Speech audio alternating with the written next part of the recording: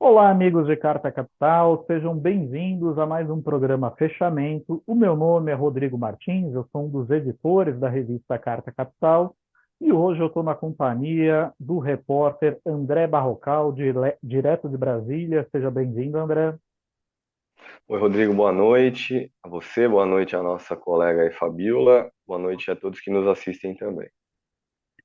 E temos também a nossa colega Fabiola Mendonça, repórter sediada em Recife, em Pernambuco. Seja muito bem-vinda, Fabiola. Obrigada, Rodrigo. Boa noite, Barrocal, boa noite todo mundo. Bom, nós nos dispomos a falar um pouquinho aí sobre os processos pendentes contra Jair Bolsonaro e contra Sérgio Moro na Justiça Eleitoral. Já vamos entrar nesse assunto, mas antes eu gostaria de trazer aqui para a discussão um outro tema da semana que acabou sendo, de uma certa forma, negligenciado pelo noticiário, né, brasileiro, que foi a queixa externada pela empresária Luísa Trajano, controladora da rede varejista Magazines Luiza, sobre as altas taxas de juros praticadas pelo Banco Central atualmente. E eu vou pedir para o Kaká passar, exibir um vídeo de um evento no qual ela participou na segunda-feira e que estava presente o presidente do Banco Central, Roberto Campos Neto, e ela pediu, na verdade, ela fez ali um apelo, né, para que ele baixasse a taxa de juros no Brasil, porque isso está prejudicando a economia nacional, está afetando o consumo, prejudicando as empresas do ramo varejista, mas a indústria, enfim. Cacá, solta pra gente um trechinho desse vídeo, por favor. E o nosso juro é criticado em todo lugar. Então, eu queria te pedir que a nossa realidade é diferente. O varejo, ele puxa tudo, ele puxa a indústria, ele puxa a construção, ele puxa tudo. Nós estamos tendo excesso de produto. As indústrias não têm onde colocar. Então, nem sempre esse remédio amargo também resolveu a inflação. A despesa financeira subiu para 32% de qualquer um de nós aqui.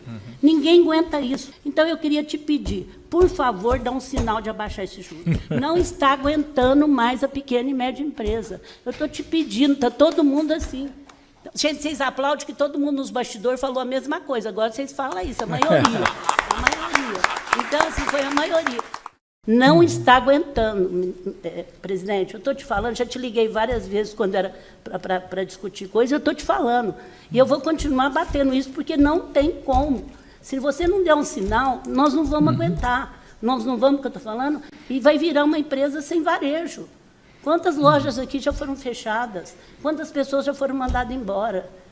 A desigualdade social é muito grande. Ela tem que vir com ajuda, mas o que gera é emprego. É o emprego que salva as pessoas. Então, eu queria te pedir, em nome dos brasileiros, para você dar um sinal de abaixar isso, mas não é 0,25, não, que é muito pouco. Você dá um pouquinho mais. Obrigada.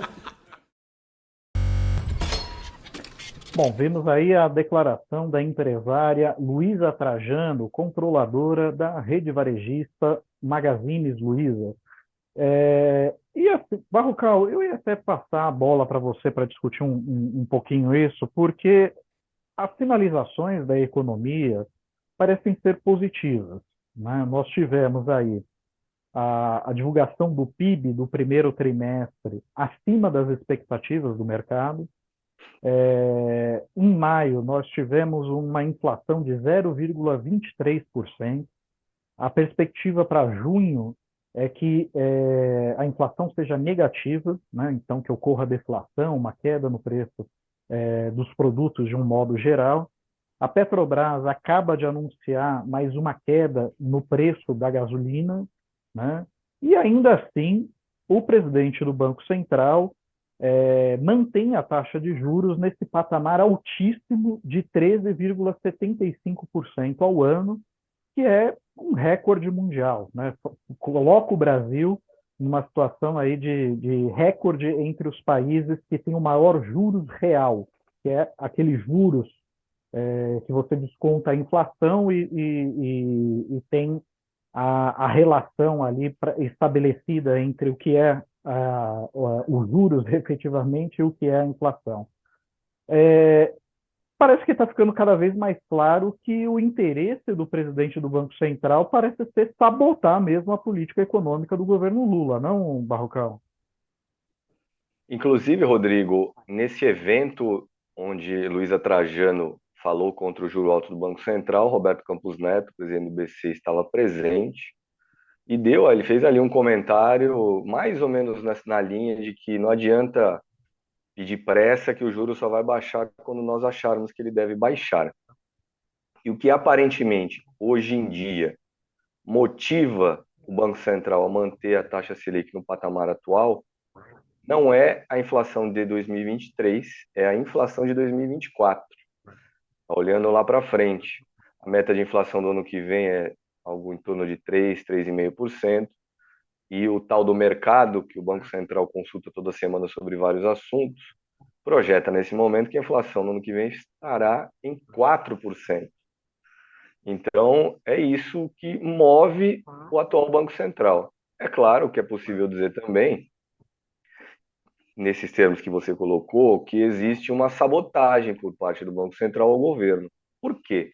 Quando a gente olha a ata do Banco Central, a ata do Comitê de Política Monetária, aquele documento divulgado uma semana depois de o BC decidir a sua taxa de juros para os próximos 45 dias, a gente vai ver que no documento, salvo engano, de março, estava escrito explicitamente que o Banco Central trabalhava para desacelerar a economia brasileira.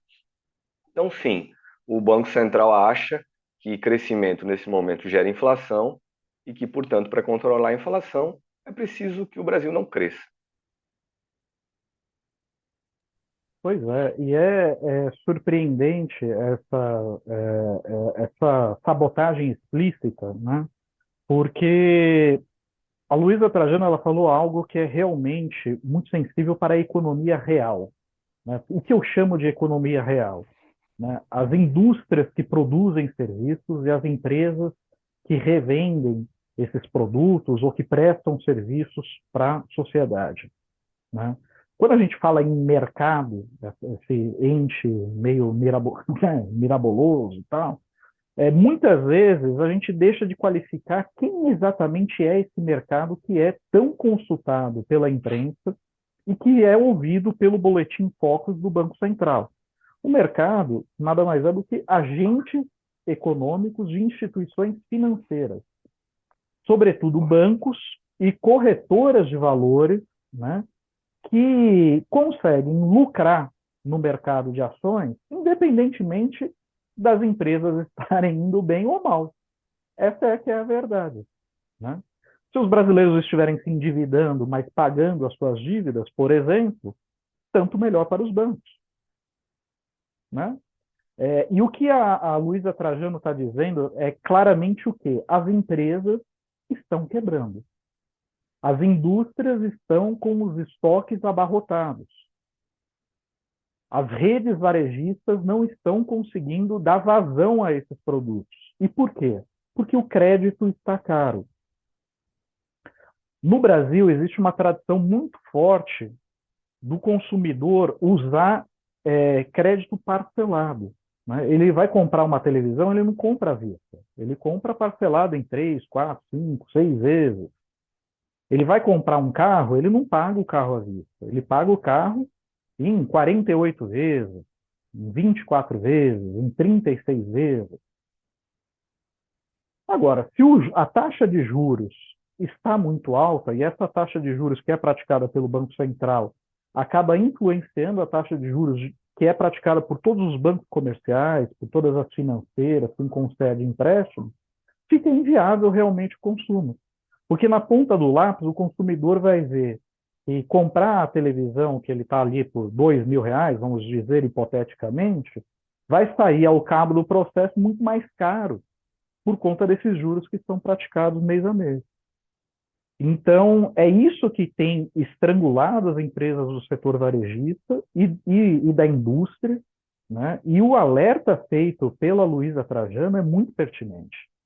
Porque depois dela ter feito esse puxão de orelha no presidente do Banco Central, o presidente do Banco Central virou e falou assim: olha, eu prometo que em 2024 estarei de volta aqui neste evento, um evento promovido pelo setor varejista, né, para trazer notícias melhores para vocês. Um cenário mais equilibrado, né, sem inflação e que vai permitir uma queda na taxa de juros e tal. Luiza Trajano praticamente respondeu de bate-pronto: será tarde demais. Até lá, muita gente já vai ter quebrado. Esse é o alerta que ela deu na segunda-feira 12, né? E que passou praticamente despercebido no noticiário nacional e que eu chamo a atenção na abertura do nosso programa de hoje. Mas vamos entrar então no assunto que provavelmente trouxe a maioria de vocês até aqui, que são os rolos judiciais de Jair Bolsonaro e Sérgio Moro, em particular na Justiça Eleitoral. Sérgio Moro está envolvido aí num processo, num pedido de cassação do mandato dele, que foi apresentado pelo PL do Paraná, PL, o partido de Jair Bolsonaro, e também pela Federação Brasil da Esperança, que reúne PT, PCdoB e, salvo engano, UPV. Mas, enfim, uma federação de partidos de esquerda que disputou as eleições regionais no Paraná. Ambos, tanto a Federação Brasil da Esperança quanto o PL do Paraná, questionam basicamente as mesmas coisas. Isto é, que Moro acabou se beneficiando da pré-campanha que ele fez à presidência da República enquanto ele ainda estava filiado ao Podemos, né? E depois que a sua pretensão de disputar a presidência acabou sendo descartada pelas lideranças do seu partido, e depois, quando ele migrou para o União Brasil, ainda mais, ele pegou e foi disputar o Senado pelo estado do Paraná em uma situação de absoluto desequilíbrio com os demais candidatos, porque ele já tinha investido muito dinheiro na sua campanha.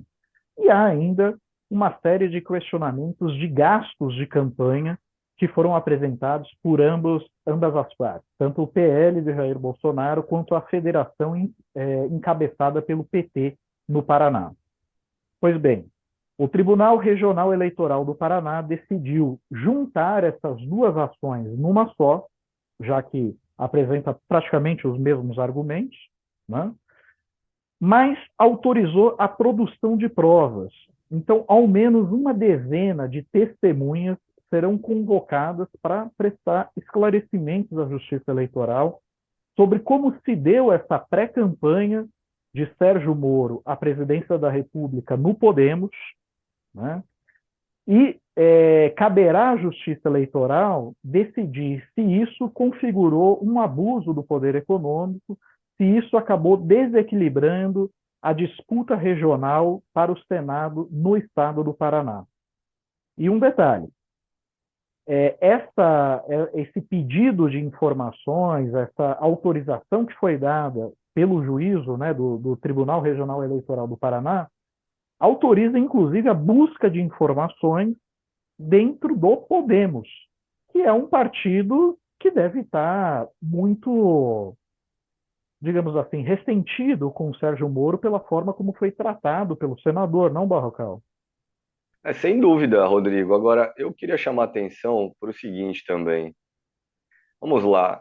O Tribunal Eleitoral lá do Paraná, no ano de 2019 ou 2020, absolveu um deputado que havia sido eleito em 2018 pelo estado do Paraná, eleito deputado estadual. Esse deputado se chamava Fernando Francischini, tinha sido recordista de votos naquela eleição de 2018. Tinha o TRE do Paraná absolvido Francischini. Qual que era a acusação contra ele? Que no dia da eleição de 2018, ele gravou um vídeo no Facebook, botou para circular aí nas redes sociais, dizendo que havia fraude naquela eleição, que quem tentava digitar o número 17, que era o número de Jair Bolsonaro para presidente, não conseguia completar esse algarismo. Só que era uma mentira, porque o vídeo que mostrava essa impossibilidade de votar 17 e havia sido divulgado por Francisquini era o vídeo de um eleitor que havia cometido um erro. Esse eleitor queria votar para presidente no momento em que na urna eletrônica era para votar para governador. Então, o Tribunal Eleitoral do Paraná absolveu o Francisquini. O que aconteceu? O caso chegou ao Tribunal Superior Eleitoral aqui em Brasília, degola no Francisquini em outubro de 2021. Deltan Aliás, o Dallagnol. mesmo aconteceu com o Deltan Dallagnol, não? Deltan Dallagnol, chefe da Força Tarefa de Procuradores da Lava Jato em Curitiba, paranaense, eleito deputado federal em 2022, foi acusado no Tribunal Regional Eleitoral do Paraná de ter cometido uma fraude para se candidatar. Renunciado ao cargo de procurador antes do prazo limite para essa renúncia antecipada apenas, segundo a acusação, para ele escapar de condenações internas no Ministério Público, e essas condenações o impediriam a concorrer ao cargo de deputado. O Tribunal Eleitoral do Paraná absolveu Deltan Dallagnol. O caso chegou ao Tribunal Superior Eleitoral aqui em Brasília. O que aconteceu? Degola em Deltan Dallagnol. Faço toda essa contextualização, Rodrigo, para dizer que eu imagino que vai acontecer igualzinho com o Moro. O Tribunal Regional Eleitoral lá do Paraná vai passar a mão na cabeça dele. Mas na hora que o caso chegar aqui em Brasília, no TSE, que se prepare o ex-juiz da Lava Jato.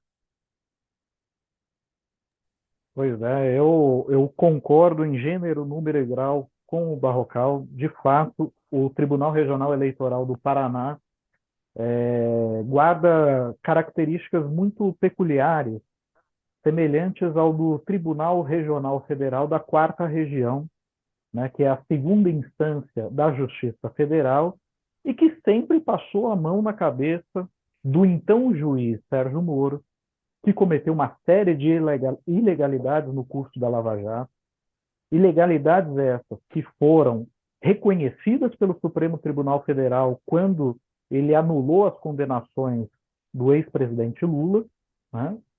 Mas que age de uma forma absolutamente rigorosa e sem sequer ter dado o direito de defesa para o juiz Eduardo Apio, afastou ele do cargo simplesmente porque ele estava investigando os abusos e as ilegalidades que foram cometidas durante a Lava Jato pelos procuradores de Curitiba e também pelo ex-juiz Sérgio Moro, inclusive as acusações feitas pelo delator Rodrigo Tacla Duran. Rodrigo Tacla Duran é um advogado que foi acusado de ser o controlador do Caixa 2, né, de toda a área de propina da Odebrecht, né? Mas ele acusa tanto Sérgio Moro quanto Deltan Dallagnol de cobrar uma propina de 5 milhões de dólares para que ele próprio, Tacla Duran, não fosse preso e que tivesse acesso a uma delação premiada vantajosa, né? Segundo Tacla Duran, a primeira parcela desse acordo, no valor de 612 mil dólares, foi paga na conta de um escritório de advocacia pertencente a Marlu Arnes, que é um antigo parceiro de negócios de Rosângela Moura.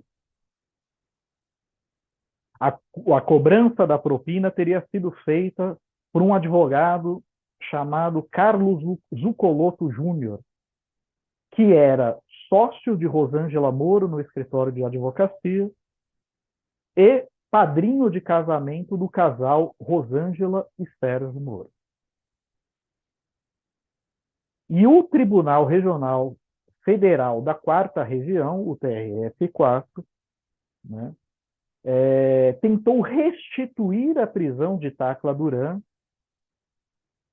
exatamente no momento em que ele havia, em depoimento ao juiz Eduardo Apio, se disposto a vir ao Brasil para entregar as provas que diz ter dessas acusações que eu enumerei aqui. E de outras mais, né? Pois bem, o juiz Eduardo Apio recorreu ao Conselho Nacional de Justiça.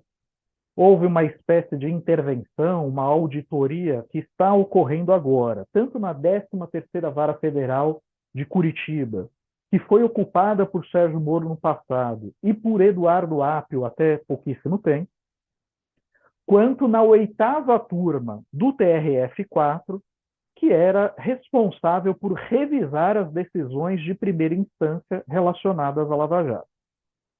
Mas, além disso, o ministro Dias Toffoli decidiu conceder um habeas corpus preventivo para que Rodrigo Tacla Duran possa vir ao Brasil, depor à Câmara dos Deputados, falar sobre as acusações que ele tem feito há muito tempo na mídia e fez em audiência por videoconferência ao juiz Eduardo A.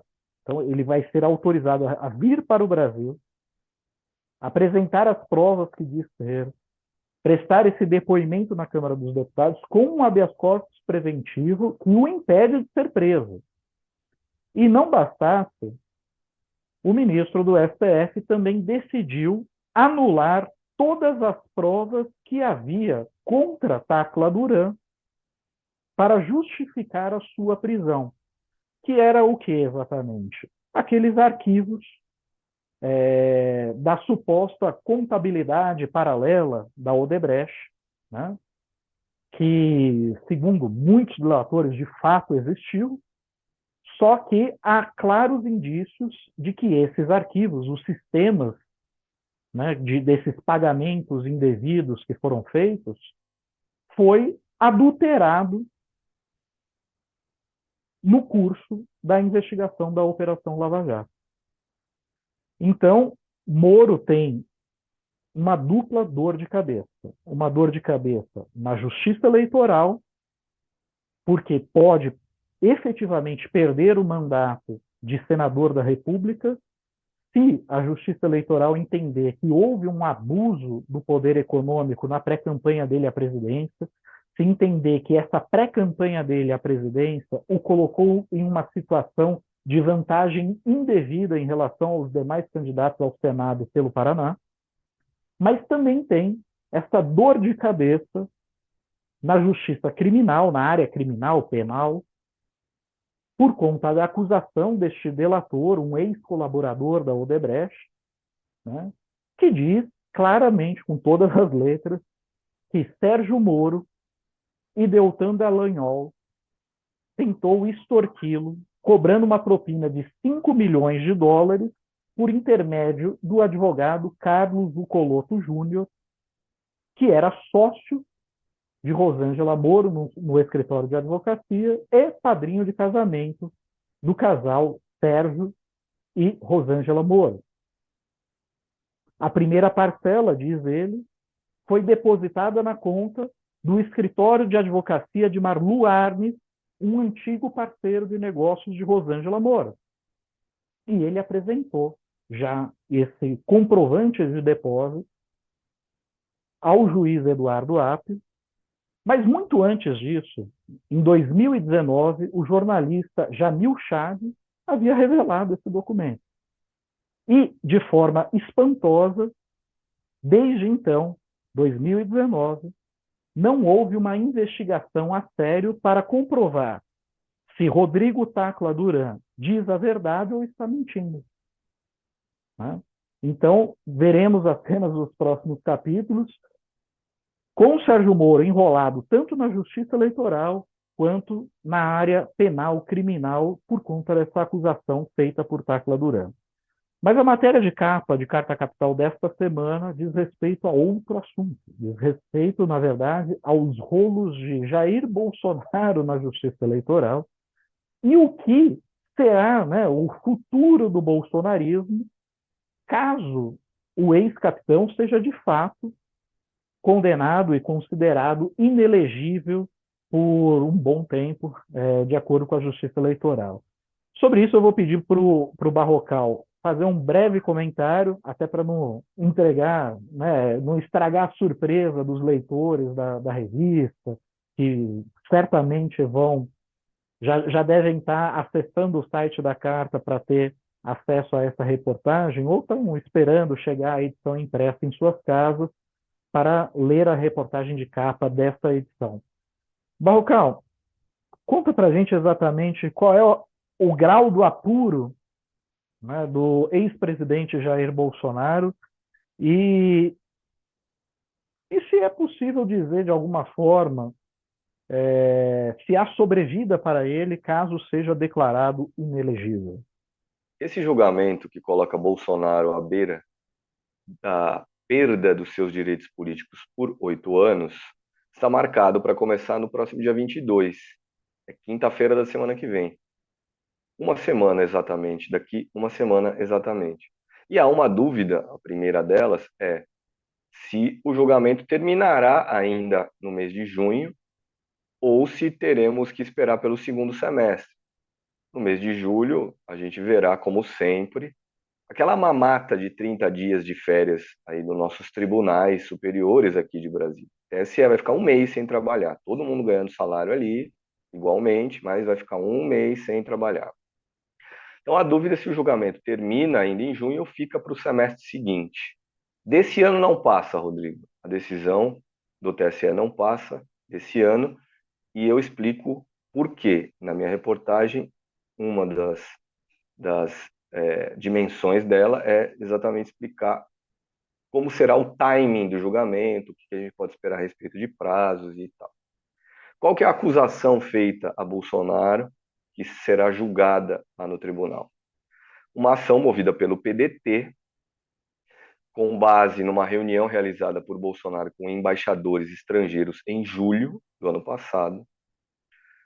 E nessa ação, pelas razões expostas ali no documento, razões que eu também apresento na reportagem, Bolsonaro é acusado de ter cometido abuso de poder político, uso da máquina pública e uso indevido dos meios de comunicação. Essa combinação toda, teoricamente, com base na legislação que temos hoje, pode custar ao acusado, no caso Bolsonaro, uma condenação. Se ele tivesse sido eleito, a condenação poderia ser a cassação do mandato dele. Como ele não foi eleito, a condenação pode custar a ele a perda dos direitos políticos por 8 anos. Mas então, Rodrigo, na reportagem não vou detalhar mais, esse é o caso muito brevemente aí, não vou detalhar o que a gente pode esperar, por exemplo, do relatório duro do corregedor-geral do TSE, o ministro Benedito Gonçalves. Também não vou me adiantar aqui sobre o que será o futuro do bolsonarismo, caso o Bolsonaro perca os seus direitos de concorrer em eleições por 8 anos. Deixo aqui um spoiler. Não pensem que o bolsonarismo acabará porque Bolsonaro foi condenado. Vamos lembrar que Lula voltou a ser presidente apesar de ter sido condenado, inclusive num caso criminal, condenado e preso. Pois é verdade. Bom, eu vou ler aqui alguns comentários que nós recebemos desde o início da transmissão. O Carlos Almeida diz: se o BC não ajuda a economia, para que serve a sua independência? Carlos Almeida, eu respondo: independência em relação a quem exatamente? Porque me parece que esse Banco Central ele não é tão independente assim. Ele representa os interesses de um grupo específico, que não é exatamente o grupo da economia real, produtiva, né, das indústrias, do varejo, dos prestadores de serviços, mas talvez contemple, né, quem ganha dinheiro no mercado financeiro, em aplicações, inclusive essas taxas de juros servem para alguns bancos especificamente lucrarem muito, né? A Larissa Almeida diz: o pior é que ninguém do varejão tem coragem de fazer pressão publicamente para baixar os juros. Larissa, eu diria que é verdade em parte. Agora nós tivemos aí Luísa Trajano colocando a boca no trombone, né? E já vimos antes o presidente da Fiesp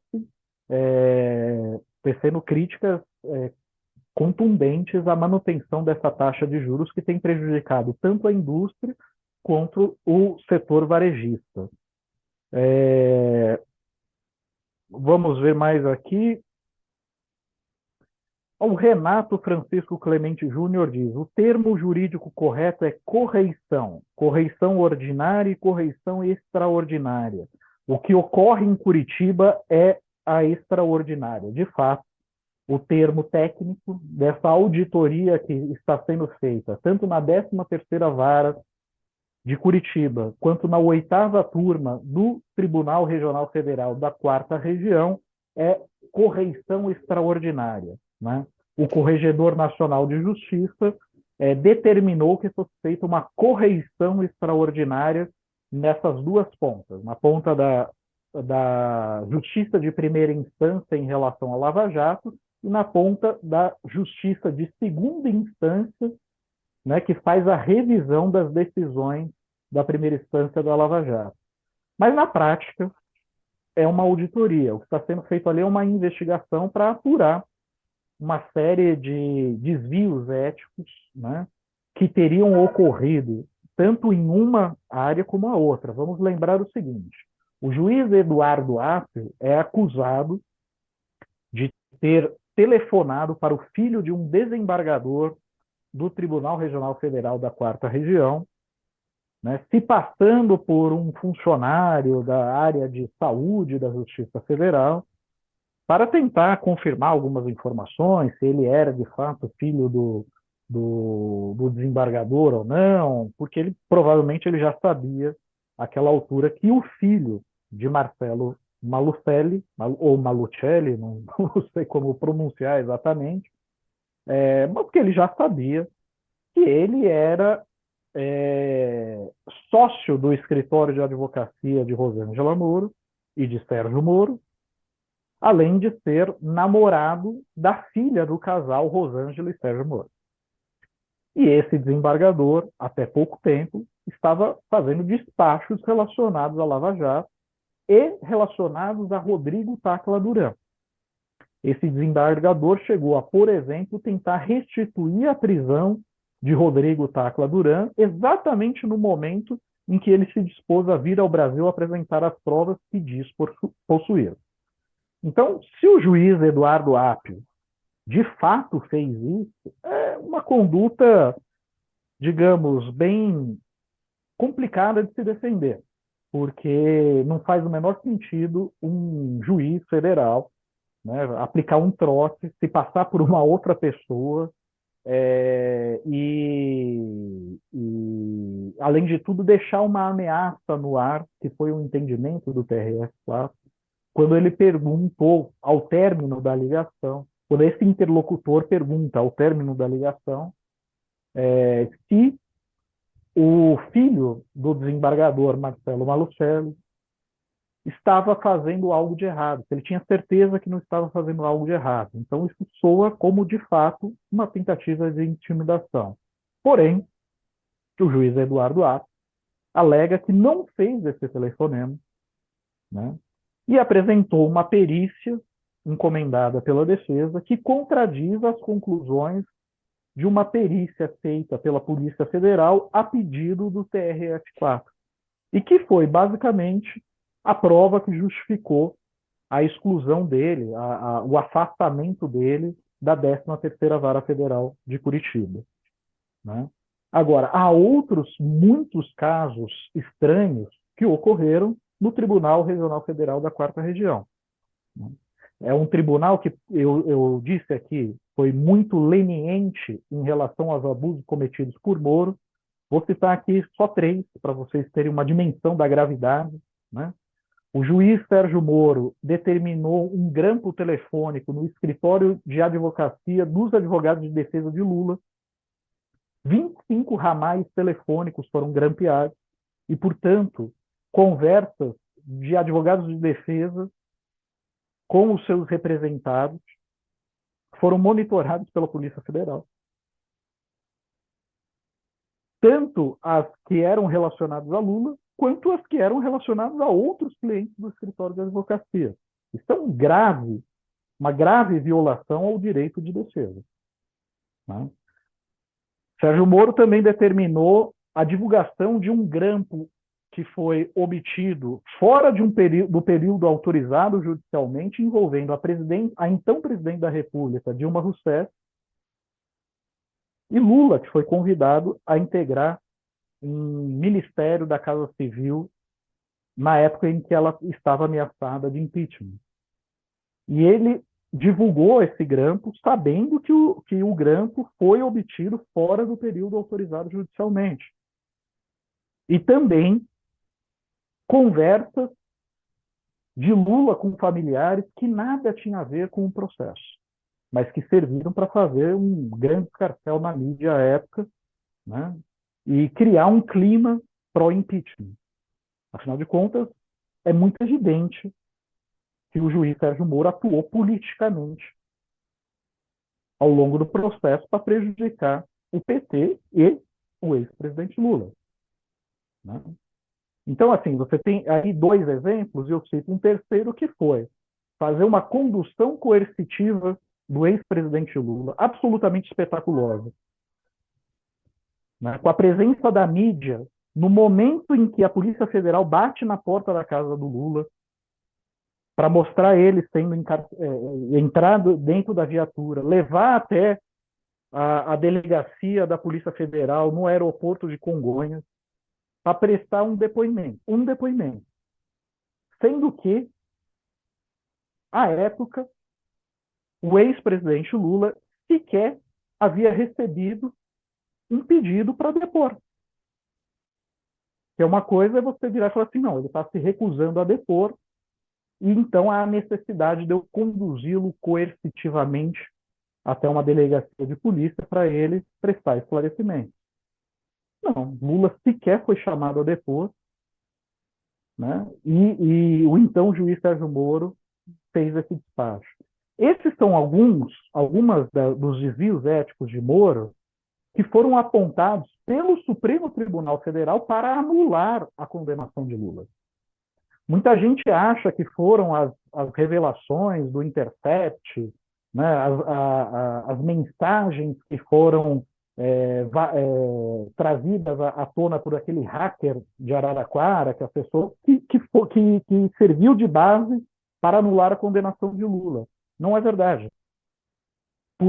Como aquelas provas foram obtidas de forma ilegal, né, elas não poderiam servir de base para aquilo, naquele momento, né, mas o Supremo Tribunal Federal reconheceu a parcialidade de Moro por todas essas ações que eu mencionei anteriormente e outras mais. O TRF-4 passou a mão na cabeça de Moro, né? Agora, no caso de Eduardo Apio, que há essa acusação contra ele, dele ter ligado para o filho do desembargador, é uma acusação grave, se ele de fato fez isso e ficar comprovado que fez isso, é realmente muito difícil sair em defesa dele. Porém, eles decidiram afastar o juiz natural da 13ª Vara Federal de Curitiba antes que ele tivesse a oportunidade de apresentar sua defesa. Então, é uma situação bem delicada, realmente. Mas vamos dar continuidade aqui, porque temos outros assuntos para tratar também. Rodrigo. Eu gostaria de falar com a Fabíola, que até agora não deu o ar da graça. Aí fica esses dois homens brancos, héteros, cis, aqui, monopolizando o debate. Peço desculpas, Fabíola. Você gostaria de comentar esse Não, assunto, só ou para não? complementar, que o juiz Eduardo Apio ele foi afastado exatamente no momento que estava investigando, né, o desvio de 3 bilhões de recursos que foram arrecadados pela Lava Jato, né? Tem essa denúncia desse desvio e ele estava investigando isso. Além de que ele ia dar início a uma operação que iria investigar os grandes escritórios de advocacia, né, que trabalharam aí em torno da Lava Jato e que arrecadaram fortunas, né, por conta dessa atuação. Então, exatamente no momento que ele está iniciando essas operações, coincidentemente ou não, né, ele é afastado do cargo. Para Pois além é, de tudo que você já colocou aí. pois é. Inclusive, lembra que eu disse que o Tacla Duran diz ter depositado $612 mil na conta do escritório de advocacia de um advogado chamado Marlu Arnes. Marlu Arnes, guarda esse nome, né? Que seria um antigo parceiro de negócios de Rosângela Moro, atuaram conjuntamente em ações da APAE do Paraná, em ações da máfia das falências no Paraná e por aí vai, né? Pois bem, ele apresentou o documento dessa transação bancária. Se é quente ou frio, ou fraudulento, não sabemos, mas esse extrato da transferência ele existe. Ele foi divulgado pelo jornalista Jamil Chad em 2019 e foi entregue ao juiz Eduardo Apio no início do ano. Certo? Até agora, Marlu Arnes não prestou qualquer esclarecimento em relação a isso. Foi procurado por Carta Capital e não respondeu. Afinal de contas, esse dinheiro de fato caiu na conta do escritório dele? Aqui, esse pagamento era referente ao quê? Se não era para pagar a propina, era referente ao quê, a quê exatamente? Ele não esclareceu isso. Desde 2019, ele foge de perguntas a respeito disso. É muito estranho. E Marlu Arnes é, sabidamente, um dos advogados que fez fortuna com acordos de colaboração premiada em Curitiba. Defendeu vários réus da Lava Jato que foram beneficiados com acordos de colaboração premiada.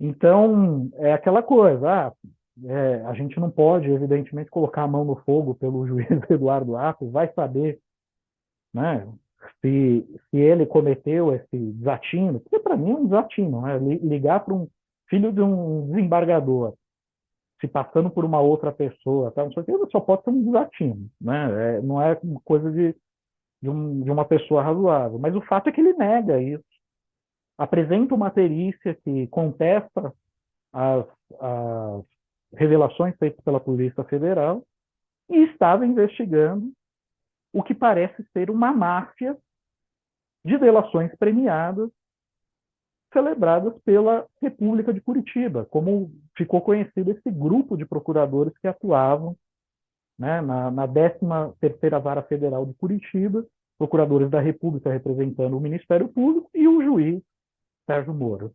Né?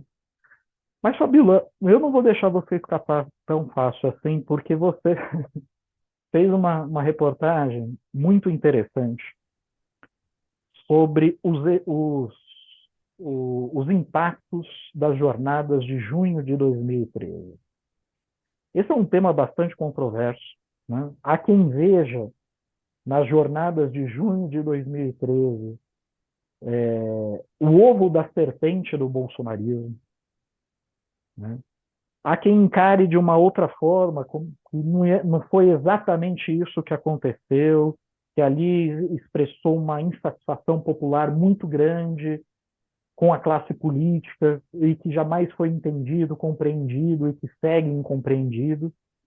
Mas a Fabíola ela conversou com ao menos 4 especialistas que fizeram estudos a respeito do período e tentam lançar luzes sobre esse período tão controverso da nossa história e que acaba de completar 10 anos.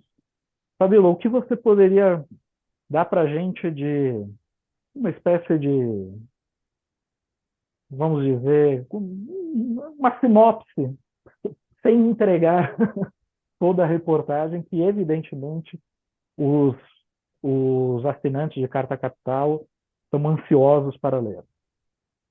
Então, é quase um senso comum que as jornadas de junho, né, elas se revelaram, elas foram o ponto de partida, né, do bolsonarismo, da ascensão, né, da volta à cena política da extrema-direita.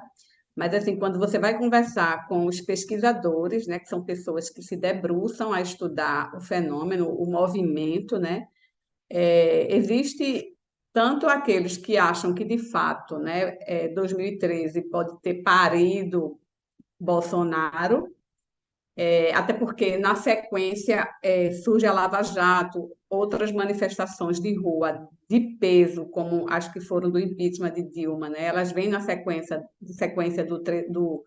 do junho de 2013, mas muitos especialistas, né, discordam dessa tese, né? Entendem aquele movimento enxergam aquele movimento como algo positivo, né? Um movimento difuso, com pautas difusas, com pessoas de várias tendências políticas, mas que estavam ali no movimento em defesa dos direitos básicos da população. E reconhecem, de fato, que uma parte, né, setores da direita, terminam participando do movimento já em andamento, né, e depois terminam assumindo um certo protagonismo. Mas eles não reconhecem que esse protagonismo passou a ser só da direita. A direita passou a ir às ruas, como nunca deixaram de estar na cena política, mas a esquerda não perdeu esse protagonismo de rua, continuou, e ali surgiram várias lideranças, não só da direita, porque a gente sabe que dali surge, na sequência, o Movimento Brasil Livre e outros setores da direita, mas surgem também várias lideranças da esquerda, né?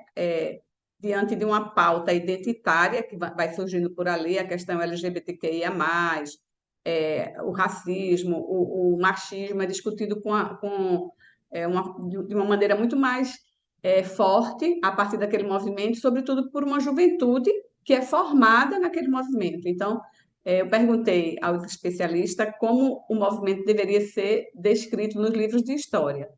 E pelo menos 3, né, dos 4 que estão com depoimentos falam exatamente isso, que é um movimento de massa, mas é um movimento que está ali para defender direitos básicos garantidos na Constituição. Não é um movimento que a direita assume protagonismo. A esquerda continua tendo, né, é um legado da esquerda. E aí, os detalhes eu trago lá na reportagem que eu convido todo mundo para ler. Pois é, foi um período bastante confuso mesmo. À época, eu estava em São Paulo, cheguei a acompanhar várias dessas manifestações, né?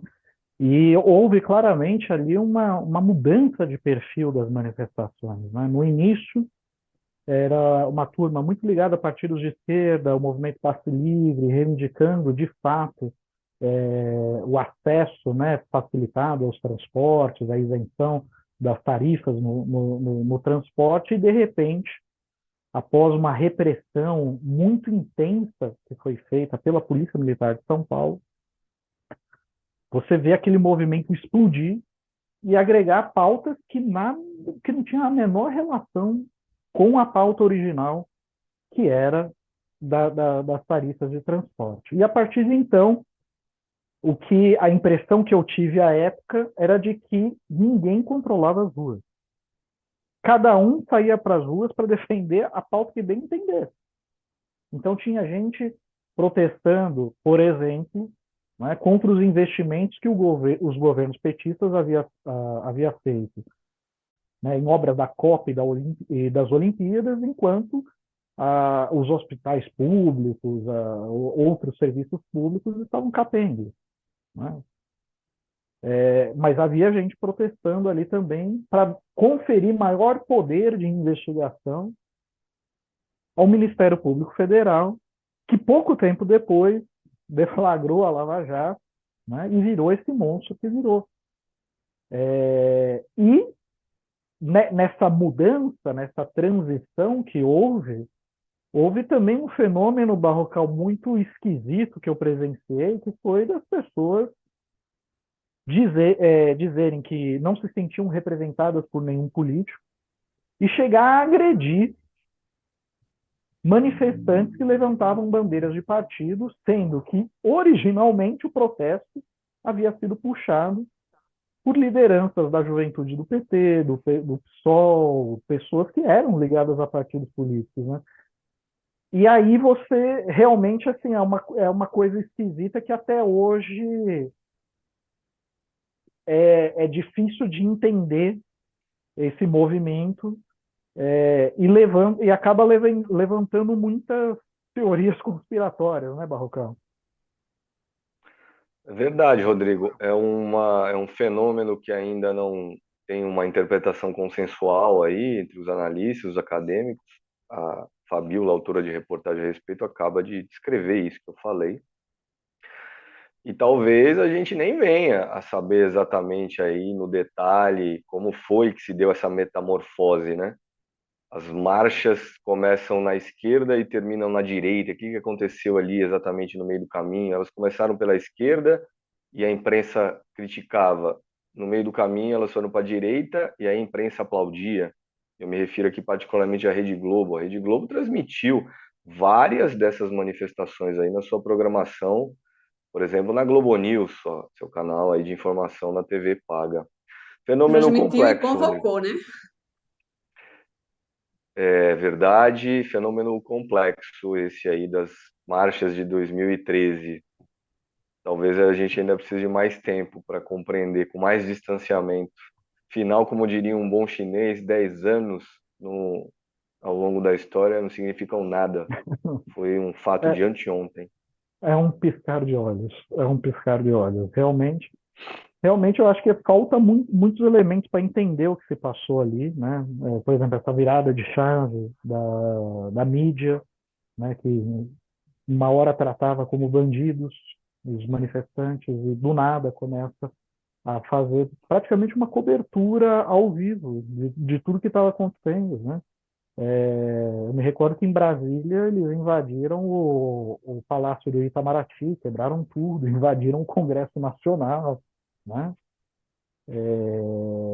E, diferentemente do que ocorreu em São Paulo nas primeiras manifestações, em que houve também quebra-quebra, mas de agências bancárias, né?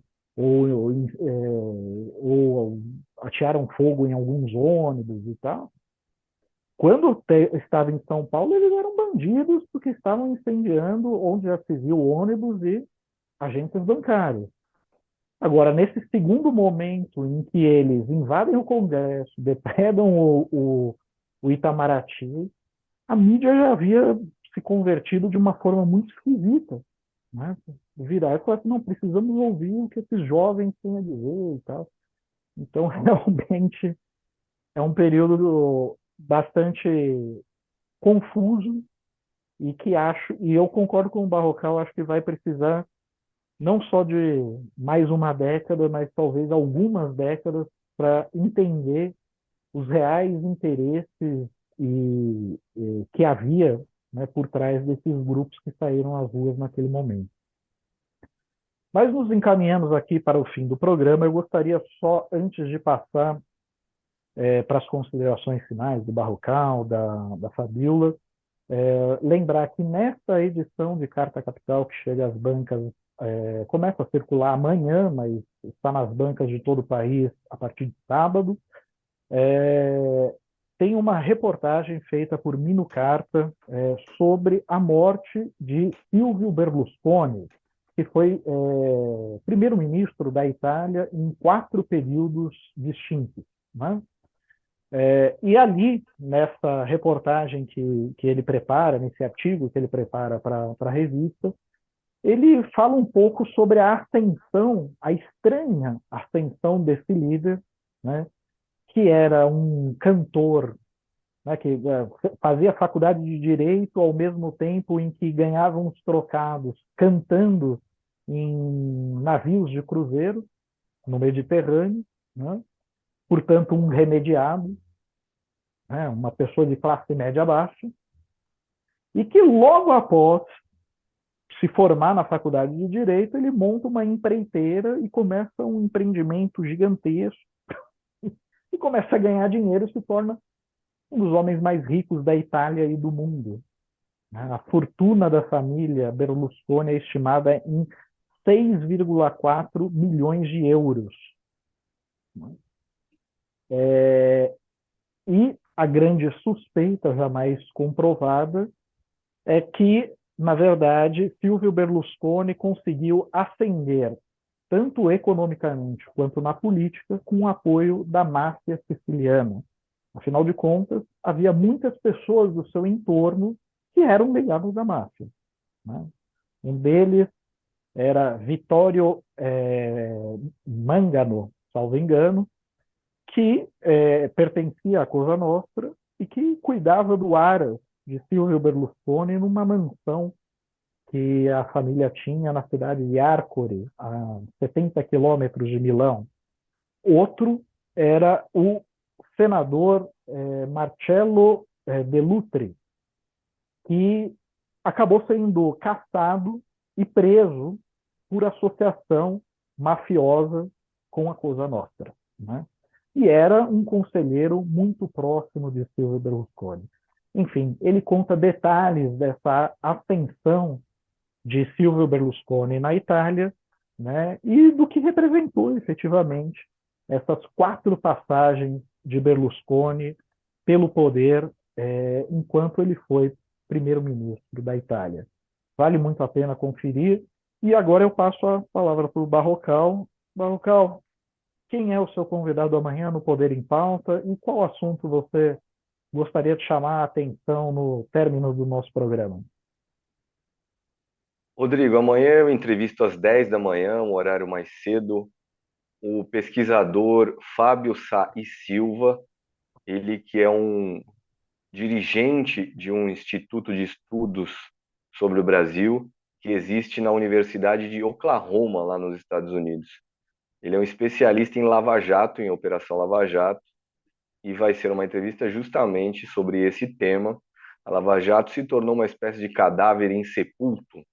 Existem aí hoje vários fantasmas, você descreveu quase todos eles ao longo do programa, Rodrigo. Existem vários fantasmas que hoje assombram os protagonistas da Lava Jato. Sérgio Moro talvez seja o principal aí desses protagonistas. E eu termino aqui minha participação hoje, Rodrigo, para chamar a atenção que uma dessas agências internacionais que dão nota para países conforme aquilo que as próprias agências consideram ser ou não bom mocismo desses países. Quanto mais um país paga bem suas dívidas, paga em dia, paga juro bom, mais essas agências dizem, olha, esse país aqui é bacana, nota A. E uma dessas agências de classificação de risco, a Standard Poor's, essa semana, aumentou a nota brasileira. O Brasil ele tem uma nota intermediária na casa aí da letra B e não tinha uma nota aí aumentada desde 2019, justamente início do governo Jair Bolsonaro. Mas aí eu pergunto, essa agência aumentou a nota do Brasil, por quê? É porque o Brasil está melhorando para os brasileiros? Ou é porque o Brasil está melhorando, por enquanto, apenas aí para uns rentistas, graças ao juro alto do Banco Central, graças à perspectiva aí de haver com o tal do arcabouço fiscal em votação no Congresso, haver aí um fluxo mais seguro de dinheiro público para o rentismo através do pagamento de dívidas?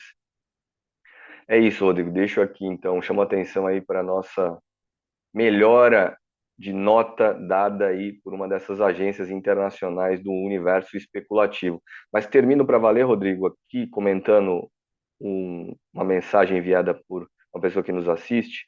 O Renato Francisco Clemente Júnior disse que gostava de um programa irônico, palavras dele, programa irônico meu, que tinha como trilha sonora uma música de uma banda chamada Garotos Podres. Gostaria de agradecer muito a esse elogio, Renato, mas dizer que eu não mereço, porque quem apresentava esse programa é um jornalista que não está mais entre nós na cara, o Fred Melo Paiva. Temos em comum aí a nossa barba. É verdade, é verdade. Saudoso Fred Melo Paiva, que inclusive ele era muito famoso pela participação dele num seriado do History Channel chamado O Infiltrado, né?